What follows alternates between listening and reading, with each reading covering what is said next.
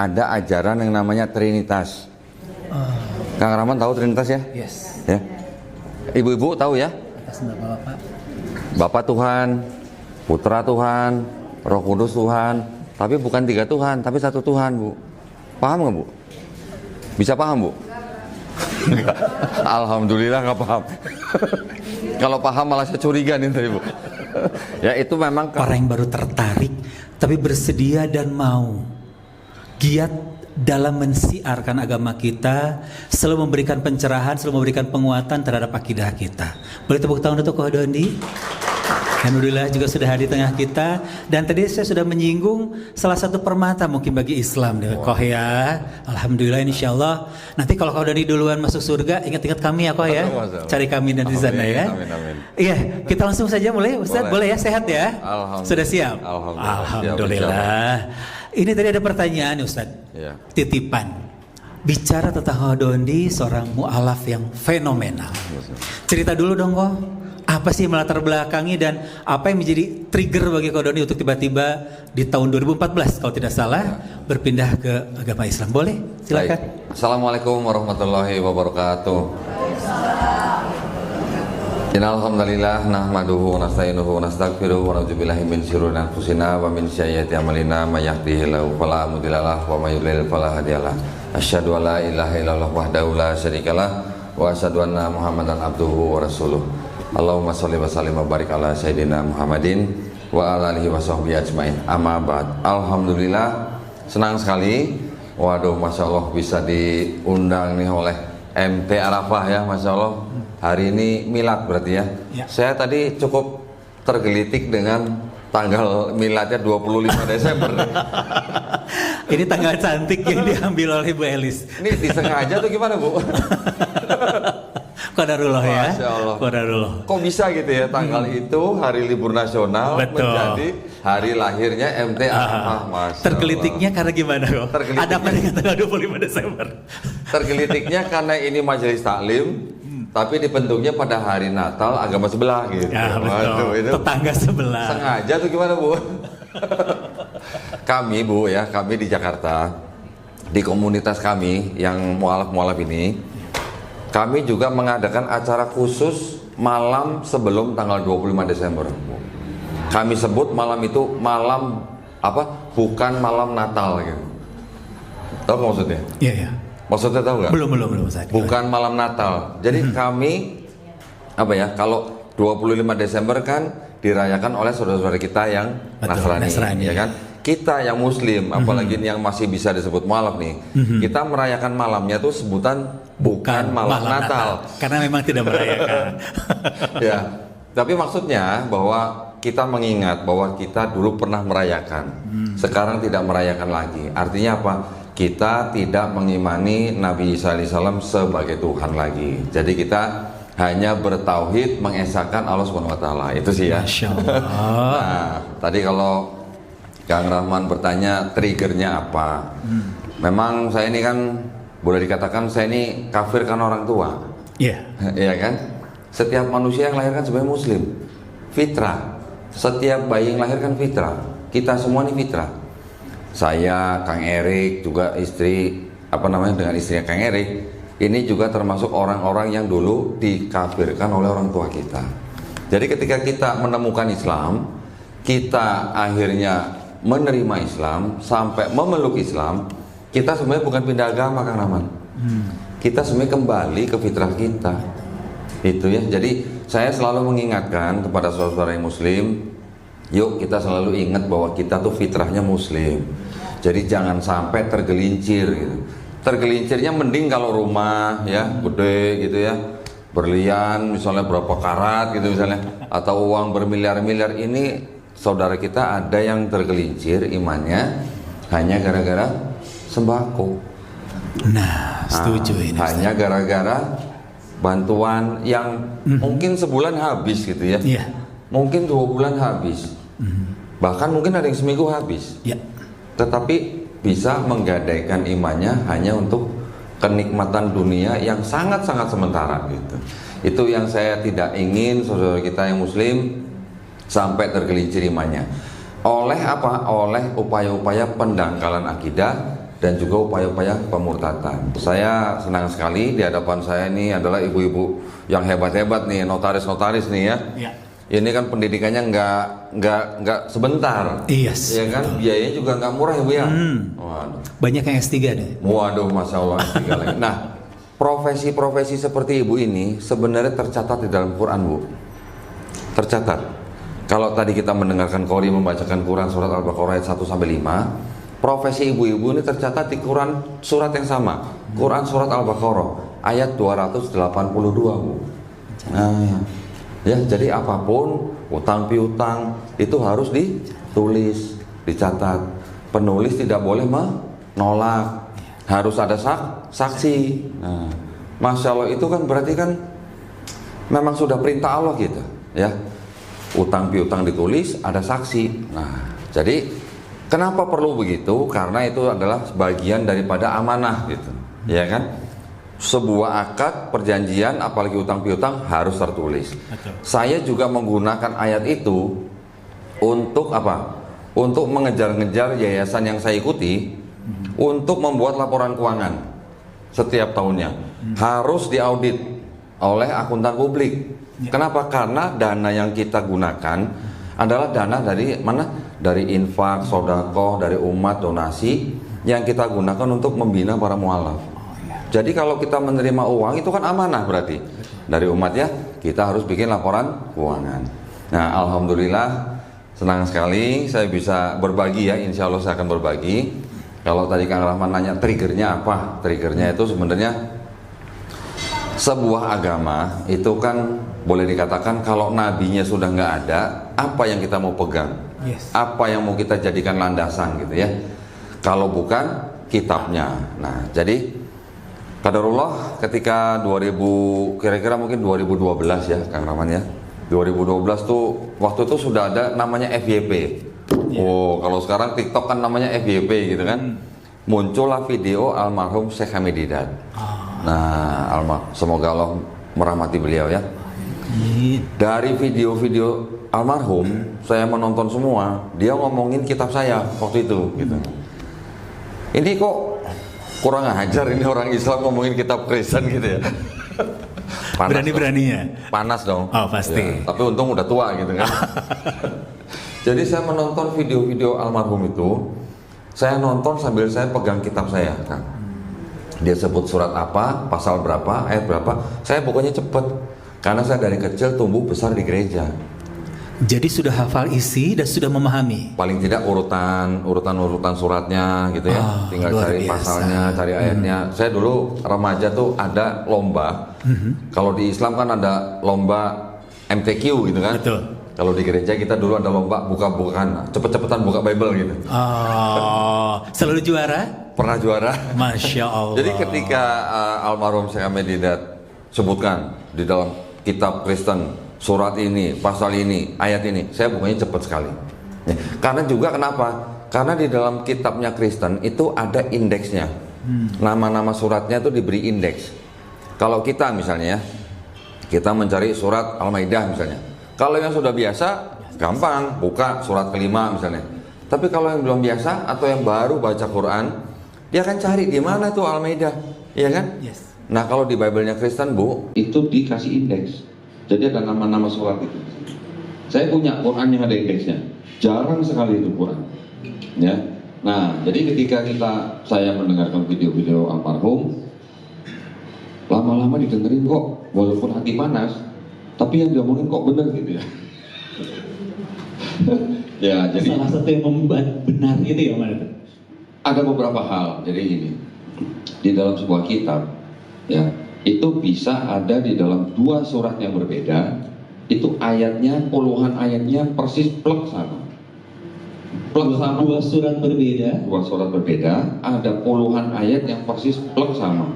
Oh. Sampai tanda bacanya. Itu namanya apa Bu? Kalau di apa namanya? Kalau di dalam plagiat, betul Bu. Plagiarisme. Bukan belasan kan? Puluhan ayat sama. Satu. Yang kedua, di dalam satu kitab secara garis besar itu kan dibagi dua, ada perjanjian lama, perjanjian baru, ya. konsep ketuhanannya perjanjian lama sama konsep ketuhanannya perjanjian baru dan konsep keselamatannya ternyata beda. Saya juga baru sadar ketika saya nonton videonya almarhum Syekh Hamid Hidayat gitu.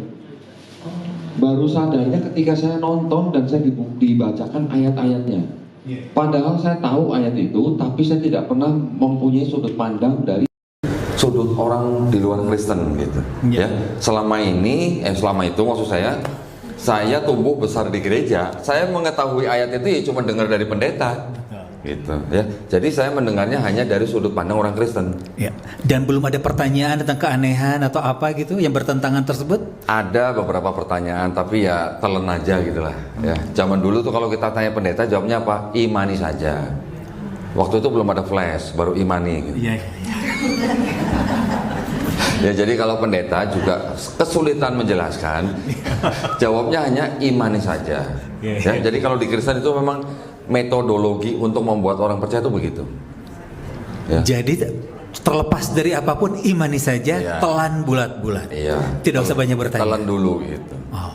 Telan dulu, pokoknya imani saja. Gitu. Nah, ketika saya sudah mendengar ayat-ayat yang dipandang dari sudut pandang orang di luar Kristen, saya baru mikir, oh ternyata benar juga ya. Dari situ baru saya ke-trigger untuk mempelajari sejarah tersusunnya kitab saya waktu itu kan. Dan itu nggak sebentar memang, karena saya harus tahu kitab saya, siapa yang nulis, di mana ditulis, kapan ditulis gitu kan, siapa yang menyusun, asalnya dari kitab apa dan sebagainya. Itu ternyata memang butuh waktu, jadi nggak bisa sebentar. Itu yang membuat Kokoh akhirnya mengkoleksi Bible. Iya, benar.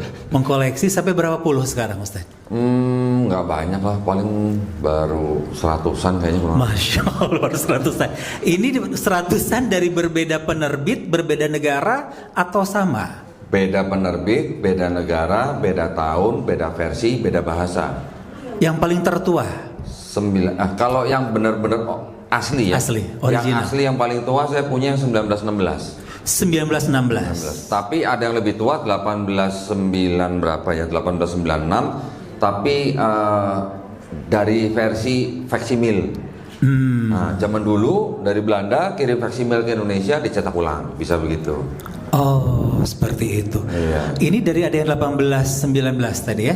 1896. 1896 sampai dengan yang terbaru.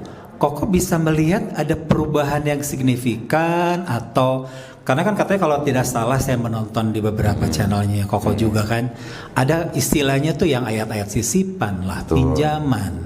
Ya kadang-kadang juga ayat pinjaman tapi nggak dibalik-balikin. Nah nggak dibalik-balikin, tetap dipakai. Katanya pinjaman tapi nggak dibalikin. Terus ada juga yang sampai mohon maaf gitu ya kalau karena keterbatasan ilmu juga, katanya ada ayat yang memang dinyatakan palsu. Betul. Nah ini dari pengetahuan Kokoh nih, literasinya juga nggak main-main, nggak kaleng-kaleng, ratusan gitu. Ini ada beberapa yang bisa disampaikan ke audiens yang pasti kita semua alhamdulillah sih di sini kan muslim semua nih kok ya, pasti pengen tahu dong, yang mana tuh yang disebut dengan sisipan, pinjaman yang bahkan palsu ini kok. Mau lihat aslinya kitabnya ada, saya bawa tuh. Boleh. Karena kita juga kan based on literatur yang benar gitu kan, tidak hanya asal bicara di sini. Kalau notaris kan juga nggak boleh asumsi gitu. Yes, betul. Harus ada dasarnya, gitu betul. Kan? Harus ada dalilnya. Gitu kan? Wis, ini satu koper loh ini. Ini aman ya? Aman. Ini ada apa namanya? Bisa connect ke apa namanya? Proyektor nggak ya? Enggak, ini dari kamera ini soalnya. Dari kamera. Nggak bisa ya? Yang bisa dimunculkan ke monitor ini gimana caranya?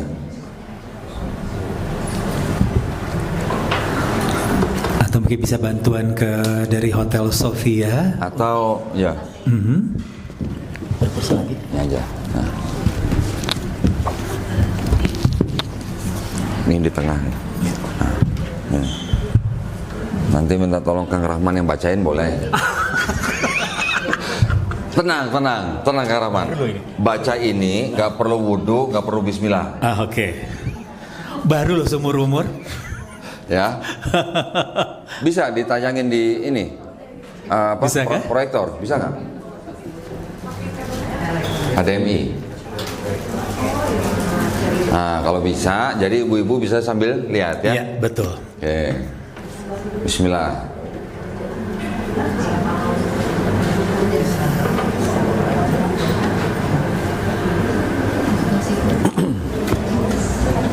Sambil nunggu saya ambil air sebentar ya. Boleh, boleh. Suaranya nggak kering. Oh iya.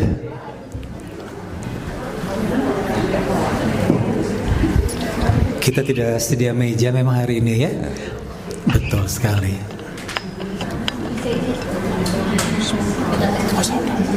Udah pakai ini.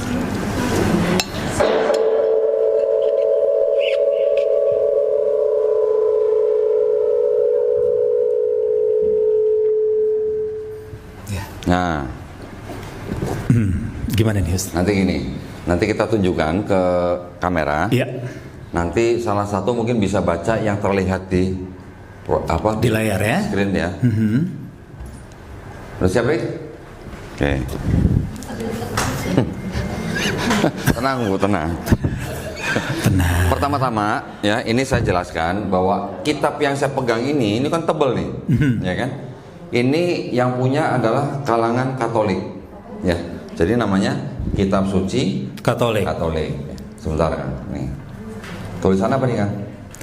Tidak untuk diperdagangkan. Tidak untuk diperdagangkan. Nah, coba nyampe Cetakan nggak? 2009. Nyampe nggak, Rik? Ya. Nah, Nyampe nggak? Kali ini yang di sana. kebaca nggak? Coba. Oh, harus yang itu ya. Oke, ini Kang Rahman bacain dulu aja. Iya. Ini kan tidak untuk Diperdagangkan. Kitab Siap. Suci Katolik dengan pengantar dan Dan catatan catatan. lengkap tahun 2009. Dipersembahkan kepada umat Katolik Indonesia oleh Direktorat Jenderal Bimbingan Masyarakat Katolik Departemen Agama Republik Indonesia. Percetakannya Arnoldus ND. Resmi nggak, Kang? Resmi dong. Harusnya resmi ya. Harusnya. Nah, ini dicetak cuma 3.000 eksemplar tuh. 3.000 eksemplar. Ya. Nah, kita tunjukkan ke kamera nih. Coba. Tahun 2009 dicetak sebanyak 3.000 ya. Nah, Kebaca, Bu? kelihatan. Kebaca? Kebaca ya. Baca ya. Ini ya, Bu ya. Tidak untuk diperdagangkan. Kitab Suci Katolik dengan pengantar dan catatan lengkap 2009 dipersembahkan kepada umat Katolik Indonesia oleh Direktorat Jenderal Bimbingan Masyarakat Katolik Departemen Agama Republik Indonesia.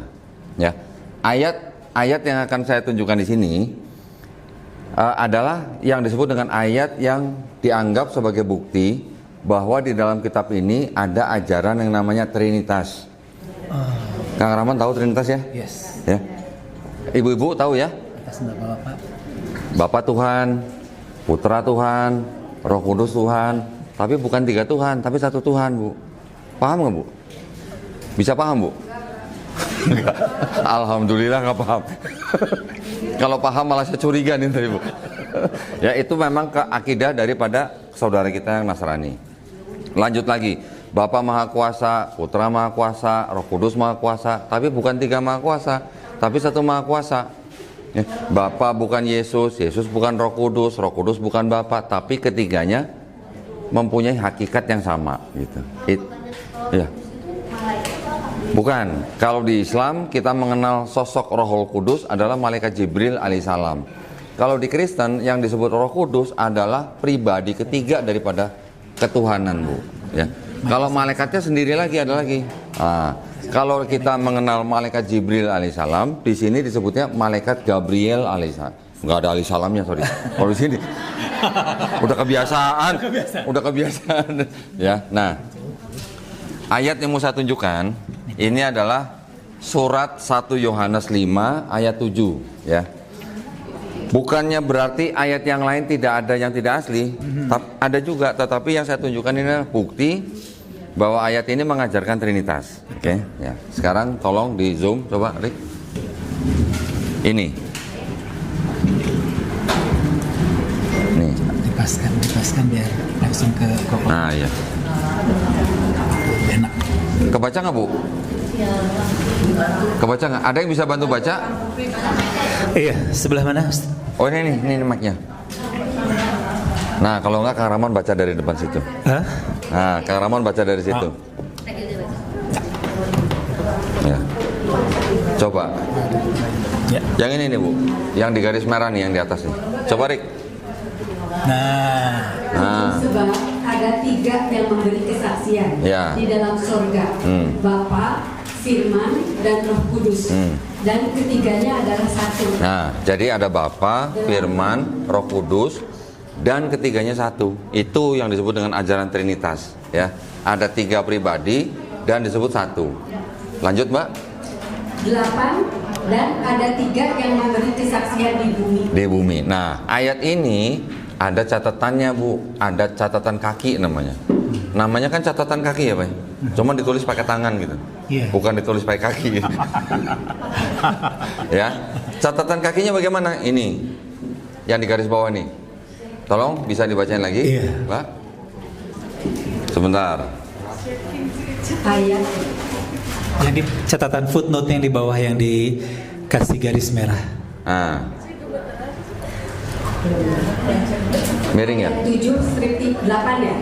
Di dalam surga, Ya. di bumi, bagian ayat ini tidak terdapat dalam naskah-naskah Yunani yang paling tua dan tidak pula dalam terjemahan kuno, bahkan tidak dalam naskah-naskah paling baik dari Vulgata. Ya. Bagian ini kiranya aslinya sebuah catatan di pinggir halaman salah satu naskah terjemahan Latin yang kemudian disisipkan ke dalam naskah-naskah oleh penyalin dan akhirnya bahkan disisipkan ke dalam beberapa naskah Yunani.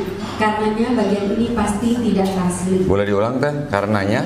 Karenanya bagian ini tidak pasti. Hah? Pasti. Karenanya bagian ini pasti tidak asli. Pasti tidak asli. Pakai kata pasti loh. Iya. Berarti kan sama kitab ini malah dibenarkan bener-bener tuh nggak asli gitu. Jadi disebutkan di ayatnya. Iya. Di ayatnya disebutkan di sini ada 3, tapi di sini juga kontradiktif gitu kan? Iya. Jadi ayat ini ada yang berada di dalam tanda kurung nih. Nah, dari mulai di dalam sorga sampai kata di bumi itu kan ada tanda kurungnya nih. Kelihatan nggak ya Bu ya? Ya.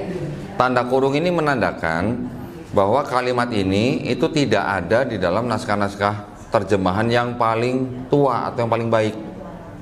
Ya, di sini tadi disebutkan kan catatan kakinya ada yang disebut dengan Vulgata. Vulgata itu adalah Bible dalam bahasa Latin di abad keempat. Nah, ya. Itu di kitab-kitab abad keempat itu tidak ada ayat ini gitu Bu. Saya punya satu lagi kitab namanya versi dalam bahasa Inggris disebutnya New International Version. Di dalam kitab itu malah disebutkan kalimat yang tadi ini tidak terdapat dalam salinan-salinan kuno sebelum abad 16. Abad 16 itu berarti tahun 1501 sampai 1600 ya. Tidak ada ayat itu. Nah, jadi kalau ketika ada sebuah ajaran yang mengajarkan Trinitas, kalimatnya ada tapi ternyata pasti tidak asli. Nah, gimana rasanya tuh? Rasanya bagaimana kita bisa percaya? Kontradiktif banget kan, paradoks. Iya. Istilahnya kan ya, kontradiktif betul-betul gitu kan. Coba Kang Rahman sudah biasa baca Quran. Iya. Misalnya di Quran ada catatan kakinya. Ayat Al-Fatihah nih, ayat 3 Al-Fatihah nih pasti tidak asli gitu. Yang mengeluarkan mushaf Quran tuh badan atau lembaga yang berwenang gitu. Iya. Rasanya gimana? Rasanya buat apa dibaca? Ya, Iya, gitu. betul. Jadi ketika saya menemukan perkataan almarhum Syekh Amin Didat bahwa yang di dalam Bible itu istilah dia nih ada yang disebut dengan fabrication, insertion, concoction gitu. Istilahnya begitu. Disisipkan, ditambahkan, difabrikasi gitu. Oh iya. Wah kan gimana dong rasanya? Hancur gitu rasanya. Iya. Jadi kan timbul ketidakpercayaan kepada ajaran itu gitu ya. Memang boleh dikatakan inti daripada ajaran kekristenan yang utama itu kan adalah ajaran Trinitas. Tetapi Kristen yang mempunyai ajaran Trinitas ini Kang, ini bukan Kristen satu-satunya gitu. Baiknya boleh lagi, balik lagi. Oh ya, boleh. Yang lebih enak. Ya. Nah, jadi yang disebut dengan aliran Katolik, nanti ada Protestan, nanti ada Ortodoks, ya. Itu adalah Kristen-Kristen yang mempercayai Trinitas. Memang jumlahnya yang paling besar, mayoritas. Tetapi selain itu juga ada Kristen yang disebut dengan Unitarian. Kristen Unitarian menggunakan kitab yang sama, tapi mereka akidahnya Yesus bukan Tuhan gitu kan. Ada yang begitu. Lain lagi. Lain. Bukan Tuhan. Bukan Tuhan. Mereka bilang Yesus itu hanya ciptaan. Ya. Yesus pernah tidak ada. Yesus itu ciptaan yang paling mulia, bahkan lebih mulia dari malaikat. Nah, mereka tidak menyembah Yesus sebagai Tuhan. Ya, dua nih. Ada satu lagi Kristen yang disebut dengan kelompok Kristen Oneness. Oneness itu kesatuan gitu. Mereka tidak percaya Trinitas, tidak menerima Trinitas. Mereka tidak mempercayai ada 3 pribadi. Mereka percaya satu pribadi, tapi mereka mengatakannya apa? Bapa atau Tuhan Yang Maha Esa ini adalah Yesus. Yesus ini adalah Bapa. Jadi Bapa dan Yesus itu satu pribadi gitu. Oke, jadi ada 3 kelompok yang utama dalam Kristen. Nah, ketiga konsep ini, kelompok ini yang Trinitarian sama yang Oneness, ini sudah dibantah oleh Quran, Bu. Quran sudah membantah. Di mana? Di Quran surat Al-Maidah ayat ke-72 untuk yang Oneness, ya. Yang bilang Allah adalah Isa putra Maryam itu disebut dengan kafir. Ya, Quran surat Al-Maidah ayat 72. Yang mengatakan Allah itu adalah salah satu dari 3 di ayat 73-nya. Ya, Quran surat Al-Maidah ayat 73. Itu sudah dibantah sama Quran. Tapi di Quran surat Al-Maidah juga ayat 116 itu ada ayat yang mengatakan bahwa nanti insya Allah akan ada dialog antara Allah SWT dengan Nabi Isa alaihissalam, di mana Allah SWT bertanya kepada Nabi Isa alaihissalam, apakah kamu pernah menjadikan dirimu dan ibumu, ya, sebagai sesembahan selain aku? Ya, Nabi Isa alaihissalam kan tentu saja menjawab, tidak mungkin. Allah SWT lebih tahu gitu. Itu aliran Kristen yang mana? Kok ada Trinitasnya Allah, Nabi Isa sama ibunya Maryam? Kristen yang mana? Gitu. Nah, nanti orang Kristen akan bertanya, oh berarti salah itu Quran. Trinitas kami itu Bapa, Firman, dan Roh Kudus, bukan Bapa, Firman, dan Maria gitu. Quran salah dong. Gimana jawabnya, Bu? Sedangkan Kristen yang kita tahu Trinitas, Bapa, Yesus, Roh Kudus. Oneness, Bapa itu Yesus, Yesus itu Bapa. Yang satu lagi Unitarian tidak menyembah Yesus, berarti tidak dibantah. Tapi Quran menyebutkan ada konsep Trinitas, Allah, Nabi Isa, dan Maryam. Kristen mana itu gitu? Gimana Bu jawabnya? Kalau ada yang nanya begitu. Sudah tidak ada Bu Kristennya. Kristen yang menyembah Maria itu dulu pernah ada. Malah di abad keempat adanya. Adanya malah di tanah Arab Saudi. Ketika di situ ada orang-orang Kristen yang menyembah Maria sebagai Tuhan, nama ajarannya disebut Koliridianisme. Koliridianisme. Atau ada juga yang di daerah lain disebut dengan Mariamites. Kristen-Kristen yang menyembah Maria ibunya Yesus sebagai Tuhan. Ada. Jadi Quran nggak salah. Quran tahu dulu ada Kristen yang menyembah Maria sebagai Tuhan. Pak, kalau Injil Barnabas, waduh, belum udah nanya Injil Barnabas ini Bu nih. Setiap saya kemana-mana kok selalu ditanya Injil Barnabas ya. Waduh. Baik, terima kasih Bu pertanyaannya. Ya. juga ada gereja, tapi gereja itu gereja Maria apa gitu. Kalau itu gereja Katolik Bu. Nah, itu gereja Katolik.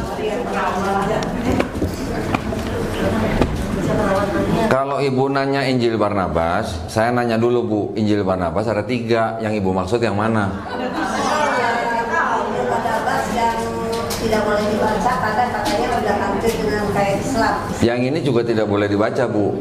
Ini namanya Epistle of Barnabas. Ditulis kira-kira abad kedua Masehi Bu. Tapi bukunya itu persis kayak Injil itu juga Pak. Gini, nanti ada lagi gini Bu. Ini udah, saya bawa bukunya cukup banyak, jadi agak milih nih sekarang nih.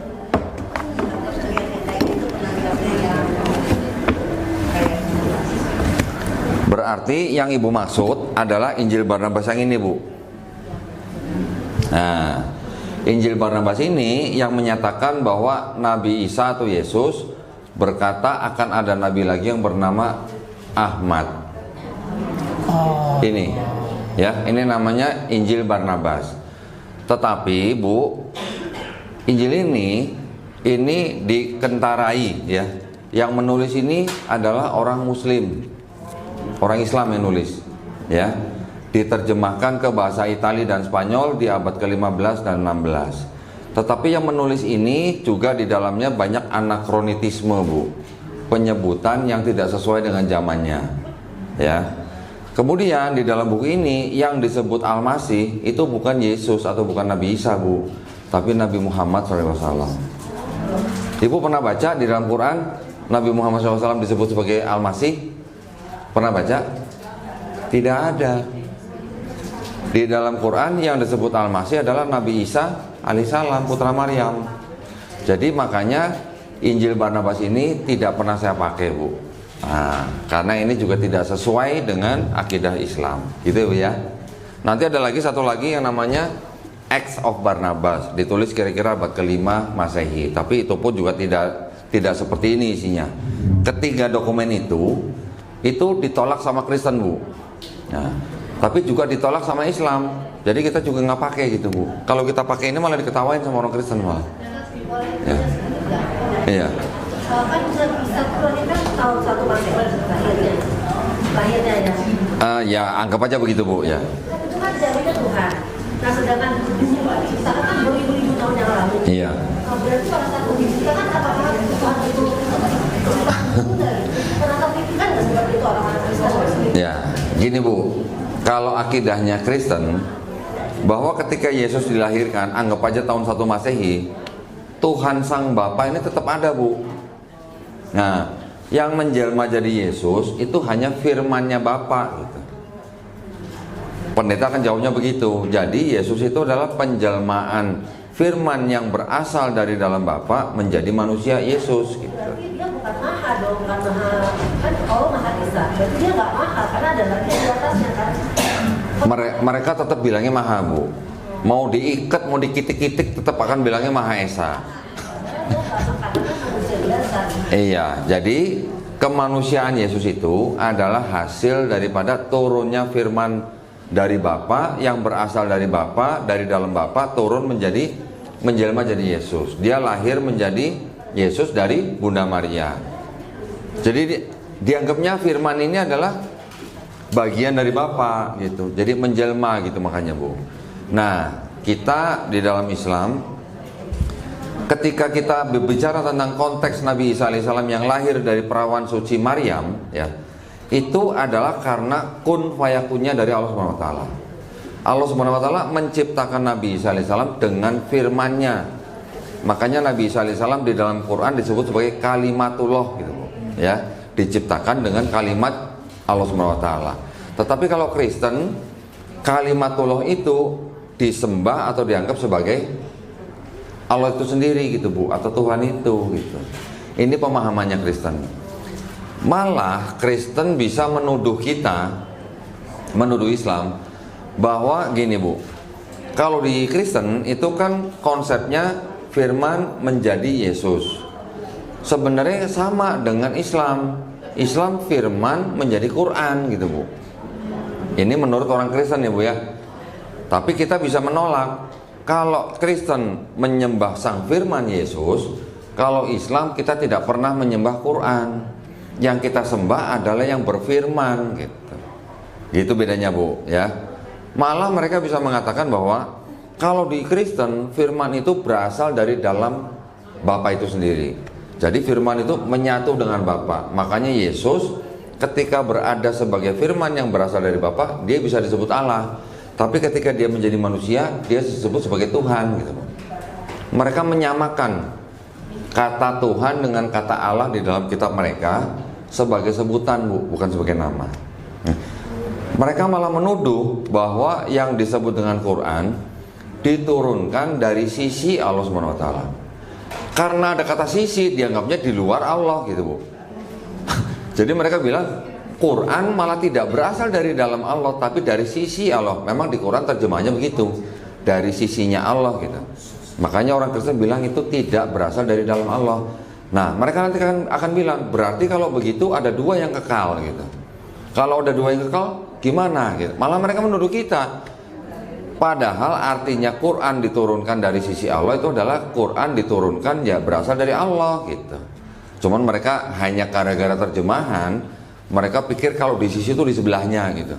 Karena di dalam kitab mereka ini ada ayat, Bu, Yesus ketika diangkat ke surga duduk di sebelah kanan Bapa gitu. Ya, Bu ya. Jadi memang agak gimana, agak rancu gitu. Itu.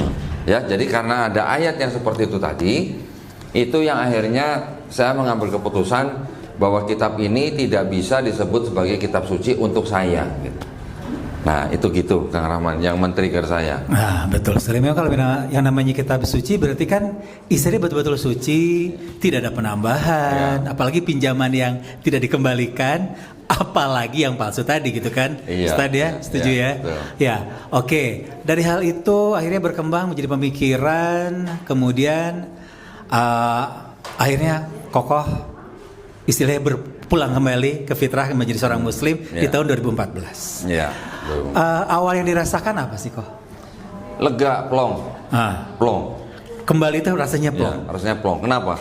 Kira-kira tahu nggak? Kenapa tuh? Karena saya tidak harus menyembah manusia lagi. Setuju. Paham ya? Paham. Gini. Sebenarnya di dalam Kristen itu kalau orang yang menggunakan akal pikirannya, setiap kali berdoa tuh bingung sendiri. Saya ini berdoanya kepada Bapa, Yesus atau Roh Kudus gitu. Karena kan itu 3 pribadi, ya kan? Jadi di dalam Kristen setiap kali kita berdoa bilangnya kepada Bapa, tapi ditutupnya dalam nama Yesus gitu. Jadi kadang bingung sendiri gitu. Ini kan terkait hal ini kan Koko udah sering gitu kan istilahnya berargumentasi, berdiskusi ya dengan banyak tokoh-tokoh agama juga dari tetangga sebelah gitu kan. Dan kita juga Bu Elis, Bu Evi juga pasti pernah menyaksikan mereka tidak bisa akhirnya. Tidak bisa menjelaskan kembali. Bisa, mereka pinter Pak. Pinter kan, jangan salah. Yang cerita yang mana tuh yang bisa ngeles gitu Karena yang saya tahu biasanya begitu Anda menceritakan, kalau Doni cerita ini misalnya yang tadi bahwa ini adalah asal mula dari footnote atau catatan kaki yang akhirnya dimasukkan menjadi ayat dan dinyatakan sendiri bahwa itu adalah palsu. Jawaban mereka adalah sama. Gitu kan? Ini gampang, mereka jawabnya gampang. Oh, nggak apa-apa, itu tidak asing, nggak apa-apa, itu tidak penting buat kami. Nah, itu makanya. Ya berarti iman kami. Katanya. Makanya saya bilang mereka pinter. Pinter apa? Pinter ngeles. Seperti bajai gitu. Jadi mereka kan berargumen bahwa nggak penting itu asli atau enggak. Yang penting iman kami beriman bahwa Yesus adalah Tuhan. Udah selesai. Oke, luar biasa. Gitu. Ini kan terkait ya kok ya punten, penguatan akidah Islam. Oke lah. Mostly hampir semua yang hadir di sini kita istilahnya Muslim tradisional, Muslim yang istilahnya juga keturunan. Karena orang tua kami Muslim, kami akhirnya menjadi Muslim. Berarti kalau Muslim turunan berarti saya Muslim tanjakan gitu. Anda yang kembali kok. Anda sempat belok dulu, Anda baru kembali gitu kan. Nah kalau kami itu kan istilahnya tidak perlu kembali, karena memang kita tracknya tetap lurus. Nah ini kan penguatan akidah.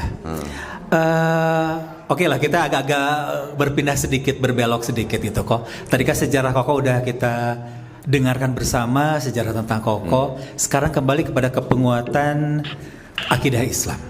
Ini banyak sekali kawan-kawan kita yang akhirnya justru menjadi mantan Muslim, gitu kan?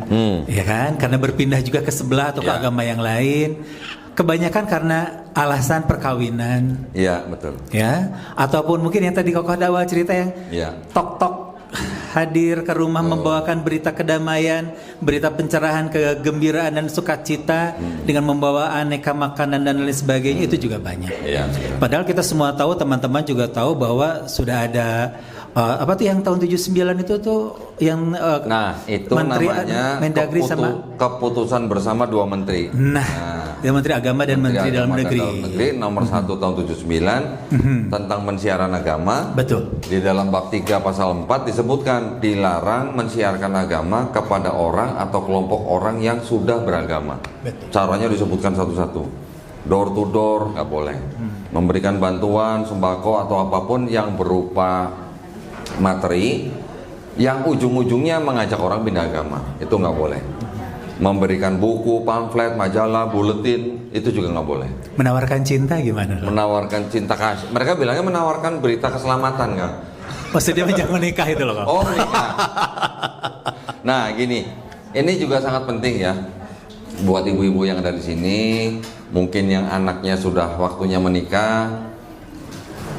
Ini merupakan hal yang juga cukup pelik sebenarnya buat orang tua Muslim. Saya sering kedatangan orang tua Islam yang anaknya mau menikah dengan calonnya yang beda agama. Bahkan sudah di DP duluan, kan? Ya. Betul. Ada yang sudah di DP 3 bulan. Yes. Ada yang sudah di DP 6 bulan. Yes. Disengaja itu seperti ya, kok? Disengaja. Dan ketika pihak lakinya itu diminta pertanggungjawabannya untuk menikah, mereka mau menikah. Tapi ketika untuk diminta masuk Islam, nah itu yang mereka bisa menolak. Iya. Karena mereka bilang ada Undang-Undang Dasar pasal 29 ayat 2. Betul. Kebebasan untuk beragama. Kebebasan beragama.